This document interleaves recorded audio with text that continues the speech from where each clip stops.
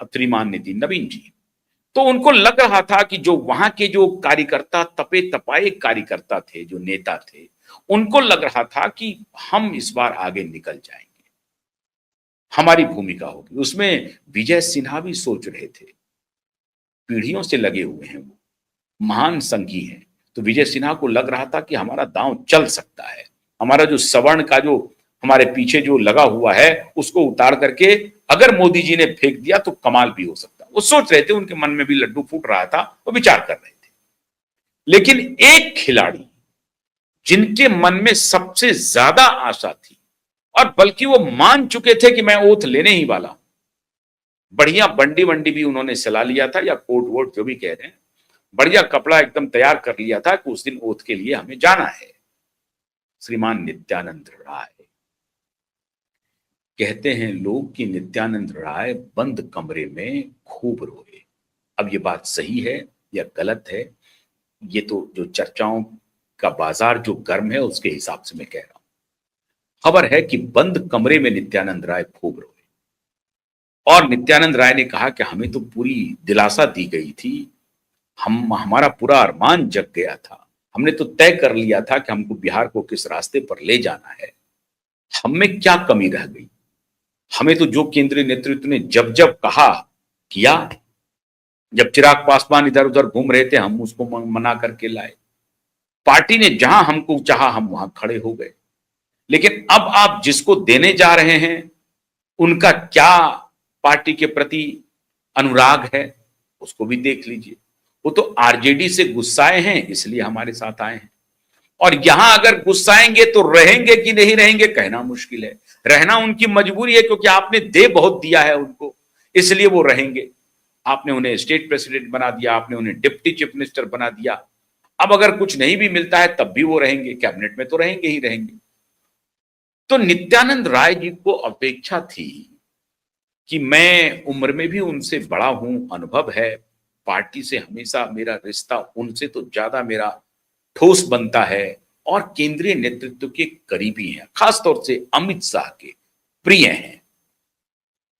अब चलने लगा कि भाई अमित शाह ने तो कहा था भाषण में कि आप वोट दे दीजिए, हम इनको बड़े आदमी बना देंगे। तो बड़े आदमी की बात उन्होंने नवीन सिन्हा जी के, विजय सिन्हा जी के भी बारे में कहा था, नित्यानंद राय के बारे में कहा नहीं था, लेकिन नित्यानंद राय उनके खासम खास हैं, ये बच्चा बच्चा जानता है।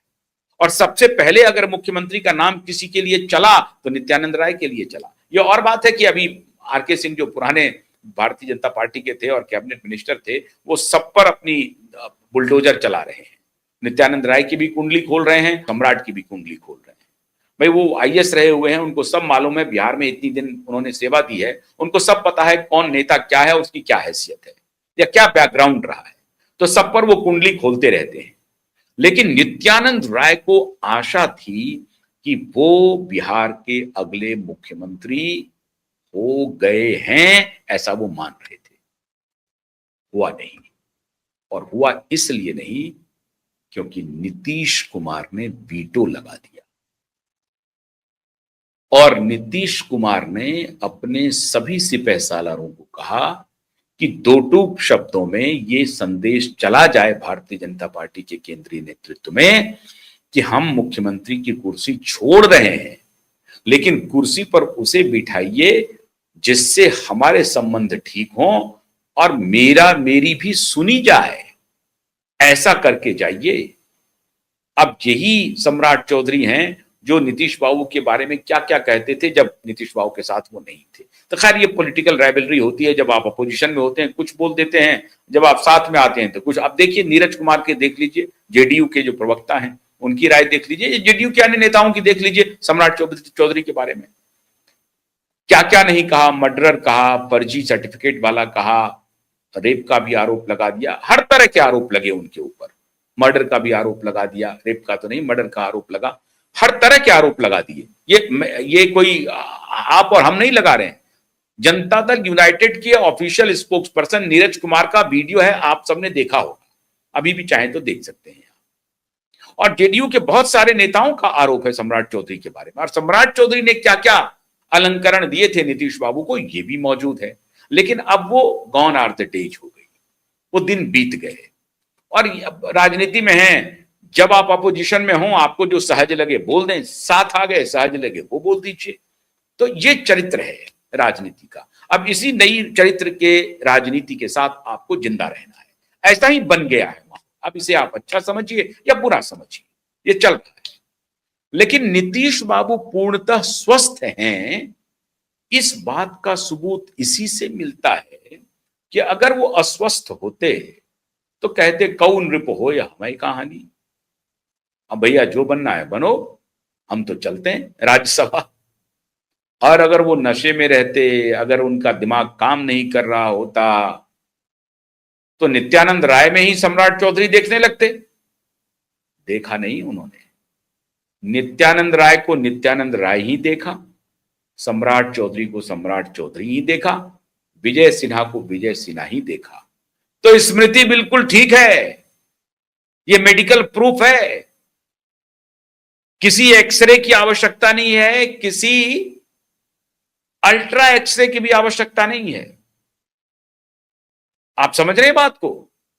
क्या आप एक्सरे करके दिमागी हालत देखना चाहते हैं? ऐसा बिल्कुल नहीं है, कोई जरूरत नहीं है। यह रिपोर्ट है ना आपके सामने। विजय सिन्हा को भी वो पहचान गए, नित्यानंद राय जी को भी पहचान गए, सम्राट चौधरी को भी पहचान गए, और लगा दिया कि यही सम्राट चौधरी है। वहीं पर बटन दबा दिया। बटन उन्होंने विजय सिन्हा के नाम पर नहीं दबाया, बटन उन्होंने नित्यानंद राय के भी नाम पर नहीं दबाया। तो दिमागी हालत खराब कैसे है साहब? बटन दबाया, होशो हवास में दबाया, मजबूती से दबाया, अड़ गए, भिड़ गए। जब तक मुख्यमंत्री बना नहीं लिए तब तक वो अड़े रहे। जब ये कंफर्म हो गया कि हां सम्राट चौधरी ही मुख्यमंत्री बनेंगे, तब वो इस्तीफा लेकर के निकले एक अन्य मार्ग से और पहुंचे गवर्नर साहब के पास। तो दिमागी हालत बिल्कुल दुरुस्त है। अब आइए दूसरा कहानी सुनिए। जब वो दिल्ली पहुंचते हैं तो दिल्ली में अगर उनकी दिमागी हालत खराब होती तो कोई बंगला दे दिया जाता उनको। भाई खराबी है हालत तो भाई दो कमरे के फ्लैट में दे दो उनको। डीडीए का कोई फ्लैटमेट बिठा देते नीतीश बाबू को। दिमागी हालत बहुत खराब है, उनको तो कुछ पता ही नहीं चल रहा है कि वहां कहां बैठ रहे हैं, कहां जा रहे हैं, किस घर में रह रहे हैं। दिमागी हालत बहुत खराब है। अब देखते जाइए, मैं फिर कह रहा हूं और उस वक्त भी मैंने कहा था और खूब डंके की चोट पर कहा था कि नीतीश कुमार की दिमागी हालत बिल्कुल दुरुस्त है। 16 आने दुरुस्त है। जो लोग शंका कर रहे हैं ना, वो समझ नहीं पा रहे हैं नीतीश कुमार को।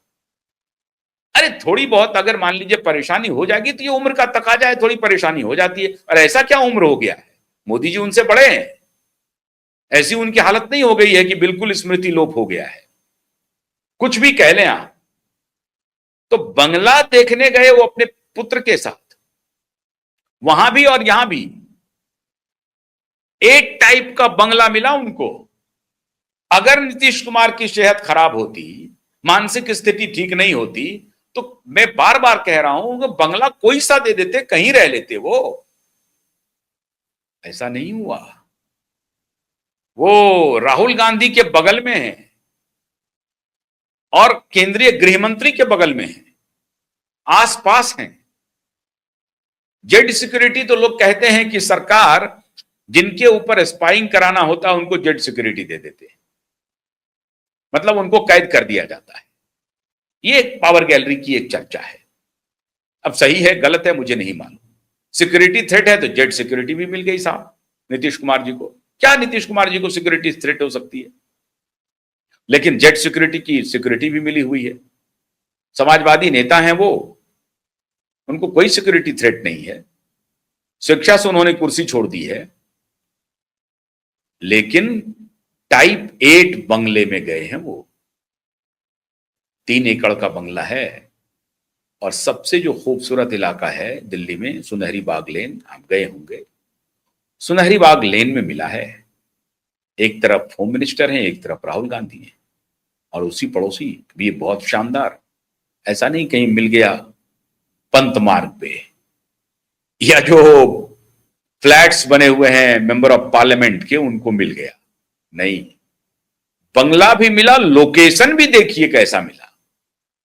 अगल बगल कौन? एक तरफ लीडर ऑफ अपोजिशन, दूसरी तरफ most powerful man, home minister, उनके अगल बगल हैं।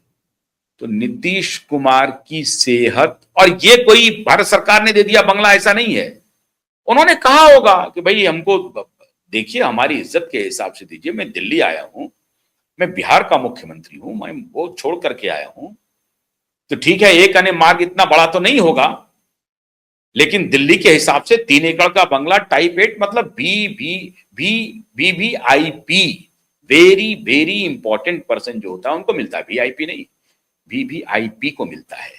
तो VVIP को मिला है बंगला, उस बंगले में है नीतीश कुमार, ये दूसरा सबूत है। और इसलिए मैं बार बार कह रहा हूं कि नीतीश कुमार के बीमार के या बीमारी के बारे में जो कुछ भी आप चर्चा कर रहे हैं वो बिल्कुल असत्य है। थोड़ी सच्चाई उसमें हो सकती है, आंशिक, लेकिन वो भी मुझे लगता है to some extent that is it by design. अब वो मैं अभी अनफोल्ड तो नहीं कर सकता हूं, मैं इस रिसर्च पे लगा हुआ हूं कि ये बाय डिजाइन है। जब मेरी मुलाकात होगी तो मैं आपको बता दूंगा कि ये बाय डिजाइन है या बिना डिजाइन के है। लेकिन ये जो 2 गंभीर सबूत मैंने आपको दिए हैं पोस्ट रेजिग्नेशन, वो सब आने लगे हैं। और ये बच्चा बच्चा जानता है कि सम्राट चौधरी नीतीश कुमार की पसंद नहीं, वीटो है। और वीटो लगाने की अगर किसी की मानसिक स्थिति है तो वो खराब नहीं हो सकती, वो मजबूत है। और बंगला लेने की जो स्थिति है, उसकी बंगले की भी पहचान अगर किसी को हो तो उसकी भी मानसिक स्थिति खराब नहीं हो सकती है, बेटर है। हो सकता है कि आंशिक रूप से कुछ गड़बड़ी हो गई हो, जिसको कि इस तरह से प्रचारित प्रसारित किया गया, या वो कुछ इस तरह से डिजाइन से कुछ कर रहे हो, भगवान जाने। अभी मैं फिर कह रहा हूं कि मैं उसकी तहकीकात करूंगा तभी।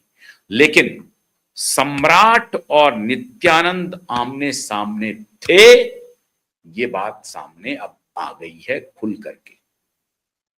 और नित्यानंद राय दुखी हैं, विजय सिन्हा भी दुखी हैं।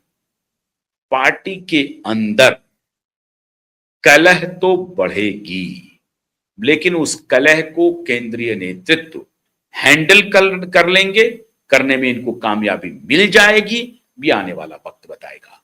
लेकिन नाराजगी एक्यूट है भारतीय जनता पार्टी के अंदर सम्राट चौधरी के मुख्यमंत्री बनने के बाद। एक तरफ प्रशांत किशोर ने भी अपना मोर्चा खोल ही दिया है, तो अब बात धीरे धीरे सामने आ रही है कि सम्राट चौधरी पसंद तो बने केंद्रीय नेतृत्व के, लेकिन मजबूरी में बने, पहली पसंद नहीं थे। पहली पसंद जो हम लगातार आपको कह रहे हैं कि कुछ नया करने की जो चाहत थी मोदी जी की, वो थी, कर नहीं पाए। तो दोनों बातें अब सामने आ गई। भारतीय जनता पार्टी के अंदर एक असंतोष है पद को लेकर के नेताओं के बीच में, और श्रीमान नीतीश कुमार जी पूरी तरह से फिट हैं, आंशिक रूप से बीमार होंगे, हमको लगता है कि दिल्ली में और वो स्वस्थ हो जाएंगे। तो नया चैप्टर नीतीश कुमार का आने वाले दिनों में देखने को मिलेगा। अभी तो एक चैप्टर सम्राट चौधरी के रूप में सामने है। बहुत बहुत शुक्रिया, नमस्कार।